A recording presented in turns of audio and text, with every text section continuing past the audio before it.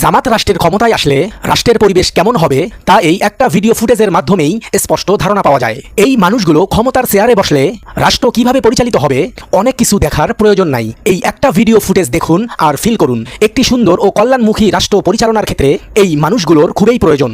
জামাত ক্ষমতায় আসলে জনগণের সাথে কখনো ক্ষমতার অপব্যবহার করবে না।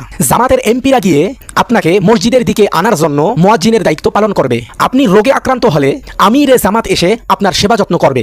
আপনি মারা গেলে মামুনুল হকের মতো মানুষরা আপনার লাশ দাফন করবে। করোনা ভাইরাসের সেই ভয়াবহ দিনগুলোতে আমরা এরকম দৃষ্টান্ত দেখেছি যে মানুষগুলো মসজিদের ইমাম হওয়া থেকে শুরু করে আপনার লাশ দাফনের কাজে কবরে নামতে পারে। সেই কল্যাণমুখী মানুষগুলোর হাতে রাষ্ট্রের ক্ষমতা আসলে তারা কিভাবে রাষ্ট্র শাসন করবে একটাবার ঠান্ডা মাথায় চিন্তা করে দেখুন। যে মানুষগুলো রাষ্ট্রের গুরুত্বপূর্ণ প্রোগ্রামের চেয়েও নামাজকে বেশি গুরুত্ব দিচ্ছে, রাষ্ট্রের বিরোধী দলীয় নেতা বৈঠক থেকে উঠে গিয়ে আজান দিচ্ছে, আবার জোটের আর একটা দলের আমির গিয়ে নামাজের ইমামতি করতেছে, এই রকম দলের মানুষগুলোর হাতে রাষ্ট্রের দায়িত্ব না দিয়ে কাকে দেবেন?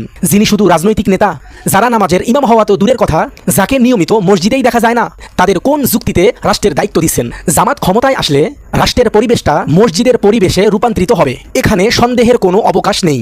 যদিও সেকুলাররা রাষ্ট্রকে মসজিদের পরিবেশে নিতে দেবে না, তবে আমাদের লড়াই শেষ দিন পর্যন্ত চলমান থাকবে। ইনশাল্লাহ আমাদের সফলতা একদিন আসবে।